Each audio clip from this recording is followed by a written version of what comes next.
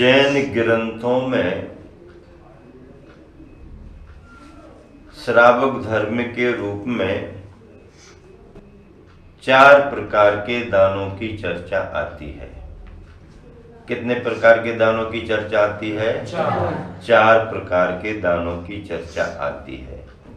आहार का दान, औषधि का दान, उपकरण ज्ञान दान और आवास दान। आहार, औषधि, ज्ञान दान और आवास दान। लेकिन किन्हीं आचार्यों ने 4 दानों को 3 दानों में कर दिया। आहार और औषधि को एक ही मान लिया। चाहे औषधि हो चाहे आहार हो, पेट में ही जाना है, ऊपर से लगाना औषधि।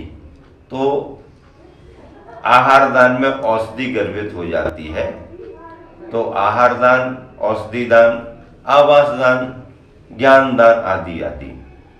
आचार्य समंतभद्र महाराज जी की एक विशेषता रही कि उन्होंने 4 प्रकार के दानों में ज्ञान दान को गौण कर दिया।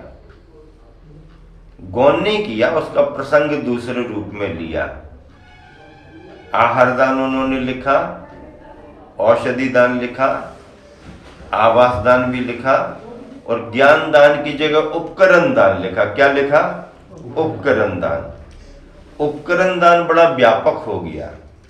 ज्ञान दान अगर हम कहें तो वो केवल ग्रंथों तक ही सीमित रहता है, लेकिन जब उपकरण दान कह दिया जाता है तो फिर 2 भेद किए गए, एक ज्ञानोपकरण और एक संयमोपकरण। क्या? ज्ञानोपकरण और संयमोपकरण।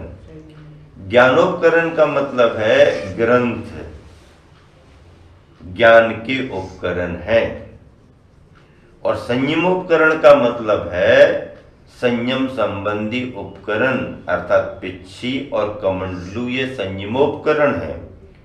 पिच्छी जीव दया का उपकरण है, संयम का उपकरण है। कमंडल शुद्धि का उपकरण है, शास्त्र ज्ञान का उपकरण है। तो ऐसा उपकरण दान कहने में शास्त्र भी गर्भित हो जाता है और संयम के उपकरण के रूप में पिच्छी, कमंडल आदि भी गर्भित हो जाते। और उपकरण कहने में शेष जो भी देवशास्त्र गुरु के आयतन हैं, जो भी देवशास्त्र गुरु की प्रभावना करने वाले साधन है, वो सभी उपकरण में आ जाते हैं। जैसे मंदिर में पूजा के लिए बर्तन भेंट करना, अष्टद्रव्य की सामग्री भेंट करना, अष्टमंगल द्रव्य भेंट करना, मंदिरों में धार्मिक चित्र बनवाना, जिनवानी रखने के लिए पाटे चौकियां देना, ग्रंथ रखने के लिए अलमारियां देना, पूजन करने के लिए बेंचें देना। जो सामग्री हमारे लिए उपकारक हो वो उपकरण है। ऐसे उपकरण दान की व्याख्या आचार्य समंतभद्र महाराज जी ने की।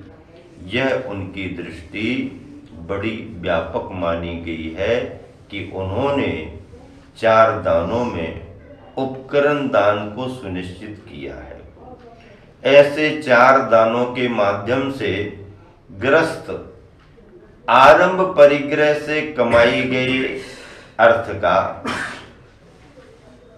सदुपयोग करता है।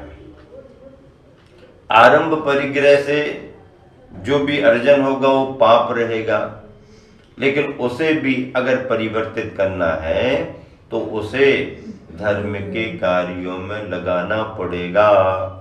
धर्म के कार्यों में लगाने पर ही उसकी शुद्धि होती है। आचार्य समंतभद्र महाराज जी ने लिखा कि कपड़े वस्त्र में जैसे रक्त आदि कुछ लग जाए तो कपड़ा अशुद्ध हो जाता है। अब उसको पुनः शुद्ध करने के लिए पानी साबुन लगाओ, साफ हो जाएगा। तो ये आहार आदि का दान पानी साबुन के समान है, जो अपने आरंभ परिग्रह से अर्जित पाप है उसको धो डालता है। छोटा सा भी दान दिया जाए, खसखस के दाने के बराबर भी, तो वह भी समय पा करके विशाल वट वृक्ष के समान फलदायी होता है, क्योंकि जिसके पास जितने साधन है उसके अनुरूप वो दान देगा, और जिसने जितना दिया और अपनी क्षमता से बढ़कर के दिया उसका वह दान बड़ा दान माना जाता है। गुरुवर आचार्य श्री विद्यासागर जी महाराज दान की व्याख्या करते करते उन्होंने कभी ये नहीं कहा कि जो बड़े रूप में दिया जाए वही दान है, नहीं, अपने भावों के अनुसार, अपनी सामर्थ्य के अनुसार जो जितना देता है वह उतना ही बड़ा दान माना जाता है। ऐसे दान और साथ में पूजन के भावों से, पूजन की क्रिया से इस श्रावक का धर्म पलता रहता है। घर गृहस्थी में अनेक तरह के धर्मों को तो पाला ही जाता है, लेकिन संक्षेप में दान पूजा, दान पूजा, दान पूजा।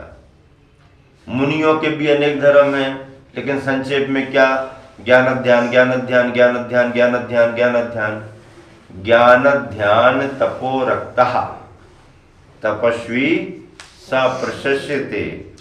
और यहाँ पर दानम पूया मुखम, दानम पूया मुखम, दानम पूया मुखम गृहस्थ के लिए, गृहस्थ के धर्मों में दान और पूजा मुख्य है, और मुनि के धर्मों में ज्ञान और ध्यान मुख्य माना गया है। ऐसे ज्ञान और ध्यान करने वाले मुनिजनों के आहार विहार में जो सहयोगी होते हैं अथवा दान और पूजा करके जो वैयावृत्ति का धर्म निभाते हैं, उनकी इतिहास में बहुत बड़ी लंबी परंपरा है। सबसे पहले दान की परंपरा कहाँ से शुरू हुई? कहाँ से शुरू हुई? राजा श्रेयांश। राजा श्रेयांश सबसे पहले आहार दान में राजा श्रेयांश, और राजा श्रेयांश को दान तीर्थ का प्रवर्तक माना गया। क्या माना गया? दान तीर्थ का प्रवर्तक माना गया। राजा श्रेयांश दान तीर्थ का प्रवर्तक। आदिनाथ भगवान धर्म तीर्थ के प्रवर्तक। आदिनाथ भगवान क्या हुए? आदिनाथ भगवान धर्म तीर्थ के प्रवर्तक हुए, और राजा श्रेयांश दान तीर्थ का प्रवर्तक। तीर्थ के प्रवर्तक दोनों रहे। तीर्थंकर आदिनाथ भगवान ने धर्म तीर्थ की शुरुआत की इस 24सी में। वैसे तो सभी 24सी में सभी तीर्थंकर होते हैं। जो 24सी निकल गई उसमें भी पहले तीर्थंकर रहे होंगे, 24 तीर्थंकर रहे होंगे। अभी 24सी, आगे भी 24सी आएगी। तो अब आगे जब 24सी आएगी तो उसमें ये थोड़ी कहेंगे कि राजा मुनिराज आदिनाथ ने या भगवान आदिनाथ ने धर्म तीर्थ का प्रवर्तन किया। उस 24सी में जो पहले तीर्थंकर महापद में रहेंगे, महापद में तीर्थंकर ने धर्म तीर्थ की स्थापना की, ऐसा कहा जाएगा। तो भगवान ऋषभदेव ने, आदिनाथ ने इस 24सी में, इस युग में सर्वप्रथम धर्म तीर्थ की शुरुआत की, धर्म तीर्थ की स्थापना की। और जब वह भगवान नहीं बने थे, मुनिराज थे, आहार करने के लिए निकले थे, तो सबसे पहला आहार दान किसने दिया? किसने दिया? राजा श्रेयांश ने दिया। अपने गुरुवर आचार्य श्री को मुनि दीक्षा के बाद सबसे पहला आहार किसने दिया? अपने गुरुवर आचार्य श्री को मुनि दीक्षा के तुरंत बाद सबसे पहला आहार का दान किसने दिया? है? क्या बात है, राजा राम जी ने क्या बता दिया? बताओ। 90 की उम्र हो रही है, अभी भी स्मृति। अजमेर में भागचंद जी सोनी, सर सेठ भागचंद जी सोनी के परिवार में आहार का दान संपन्न हुआ था। कितनी बड़ी बात, बहुत बड़ी बात है। तो सम्मेद शिखर का चतुर्मास हो गया और खूब आहार विहार का सब वैयावृत्ति का क्रम चल रहा है। महाराष्ट्र वाले भी हैं, मध्य प्रदेश वाले भी हैं, शिवनगर जबलपुर वाले भी हैं, पारस जी का परिवार, और सभी ललितपुर और देवरी आदि की बहनें सहजपुर की हैं, और इसी के साथ में कोल्हापुर वाले भी हैं बताओ, इसी के साथ में और महाराष्ट्र वाले भी हैं, पुसद से अन्ना जी और उनके सभी परिवारीजन, सभी लोग मिलकर के पंच तीर्थों की यात्रा कर रहे हैं, आहार दान का लाभ ले रहे हैं। तो मुनिरा आचार्य विद्यासागर जी के लिए सबसे पहला आहार दान किसने दिया था? सर सेठ भागचंद जी सोनी साहब के यहाँ हुआ।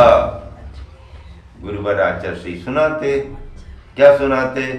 आचार्य श्री सुनाते थे कि दीक्षा हो गई, खूब सारे चौके लगे।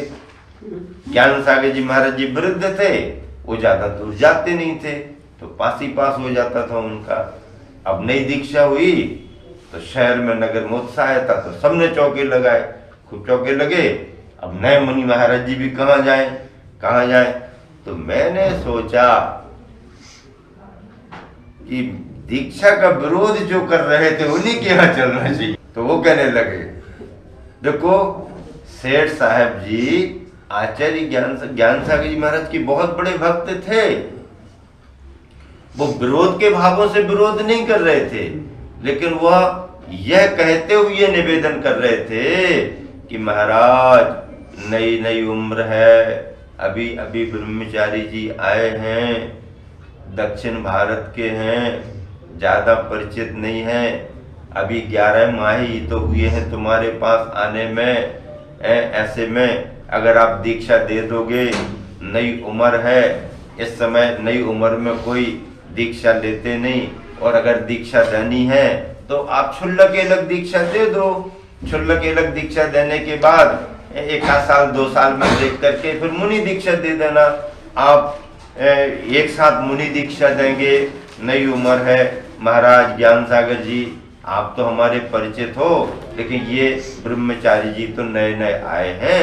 तो ऐसा समर्पण भाव रखते हुए सेठ जी का विरोध था। सेठ जी का विरोध दीक्षा का नहीं था, सेठ जी का विरोध चिंता को लेकर के था, धर्म की परंपरा को लेकर के था। तो इसके बाद भी ज्ञान सागर जी महाराज जी ने क्या कहा कि सेठ जी आपका कहना ठीक है, नई उम्र है, दक्षिण के ब्रह्मचारी जी हैं, ठीक है मैं समझ रहा हूँ, लेकिन मैंने 11 महीने में देख तो लिया है ना। तो सरसेठ भागचंद जी सोनी कहने लगे, महाराज जी अगर उम्र दीक्षा देनी ही है तो नई उम्र में मत दो, मतलब जिनकी उम्र अच्छी हो जाती है उनको दे दो, उनको देना चाहिए। तो ज्ञान सागर जी भी ज्ञान सागर जी थे, कहने लगे सेठ साहब अगर तुम ये कहते हो कि नई उम्र वालों को नहीं देना चाहिए, थोड़ी उम्र बड़ी हो जाए तो देना चाहिए, तो फिर मैंने तो मुहूर्त निकाल लिया है, मैंने तो दीक्षा देने का मन बना लिया है। अब अगर ब्रह्मचारी जी को मना करते हो तो हम कैंसिल करे देते हैं, फिर आप तैयार हो जाओ, आपकी तो उम्र हो गई है ना, आप तैयार हो जाओ, आपकी उम्र हो गई है। अब भैया सेठ जी रह गए कि ज्ञान सागर जी महाराज ने तो हमारे ऊपर डाल दिया, नहीं महाराज आप जैसा चाहो वैसा करो, आप जैसा चाहो वैसा करो। और जब सर सेठ जी का भावभीना निवेदन हुआ तो गुरुवर ज्ञान सागर जी भी महाराज जी हंसते हुए कहते हैं, सेठ जी चिंता मत करो, आपकी चिंता करना स्वाभाविक है, लेकिन मैं भी समझ रहा हूँ, मैं भी देख रहा हूँ, अभी चलन भले नहीं है पर इनको दीक्षा देने से ही ऐसा चलन शुरू होगा।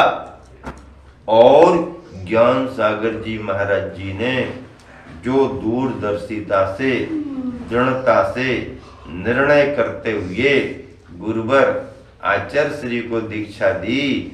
उसके बाद से तो फिर दीक्षाओं का सिलसिला ही जारी हो गया। दीक्षाओं का मार्ग बहुत आसान हो गया। उस समय जब उन्होंने दीक्षा दी तो युवा मुनि के रूप में आचार्य श्री का नाम प्रसिद्ध हुआ और 68 में दीक्षा ली, 68 में मुनि पद, 68 में दीक्षा ली, 69, 70, 71 और 72 में गुरुवर ज्ञान सागर जी की समाधि हुई। फिर 72, 73, 74 में राजस्थान में ही रहे। 75 में फिरोजाबाद आ गए। फिरोजाबाद आने के बाद फिर सोनागिर में 4 क्षुल्लक दीक्षाएं दे दी। फिर इसके बाद में मध्य प्रदेश में प्रवेश कर लिया। 76 का चातुर्मास कुंडलपुर में हुआ। तब मध्य प्रदेश में आचार्य श्री के नाम की चर्चा, अरे ऐसे महाराज आए हैं, ऐसे महाराज आए हैं जैसे आज तक देखे नहीं हैं। और सर्वप्रथम मुनि दीक्षा किने प्रदान की? आचार्य जी ने सबसे पहले मुनि दीक्षा किसे दी? समय सागर जी महाराज को सबसे पहली मुनि दीक्षा। और अंतिम मुनि दीक्षा किसे दी? उत्कृष्ट सागर जी के लिए। अब बताओ, अपने ही परिवार में अपने छोटे भाई को सबसे पहले दीक्षा दी और अपने सबसे बड़े भैया को सबसे अंत में दीक्षा दी। मुनि दीक्षा में सबसे पहले समय और अंत में उत्कृष्ट समयोत्कृष्ट काम हो गया। और आर्यिका दीक्षा में सबसे पहली आर्यिका दीक्षा गुरुमति और अंतिम दीक्षा भक्तिमति। तो गुरु भक्ति समयोत्कृष्ट गुरु भक्ति। आचार्य श्री के दीक्षित शिष्यों में 4 का नाम ले दो तो बीच में सब आ जाते हैं। समयोत्कृष्ट गुरु भक्ति, समयोत्कृष्ट गुरु भक्ति, समय से लेके उत्कृष्ट सागर जी तक और गुरु से लेके भक्तिमती माता जी तक। इस तरह से गुरुवर ने अपने जीवन काल में बड़ी निष्प्रहता से, बड़ी सहजता से, बड़ी सरलता से समाज में रहकर, क्षेत्रों पर रह कर के और अपना कल्याण तो किया ही किया, सभी के कल्याण का मार्ग प्रशस्त किया।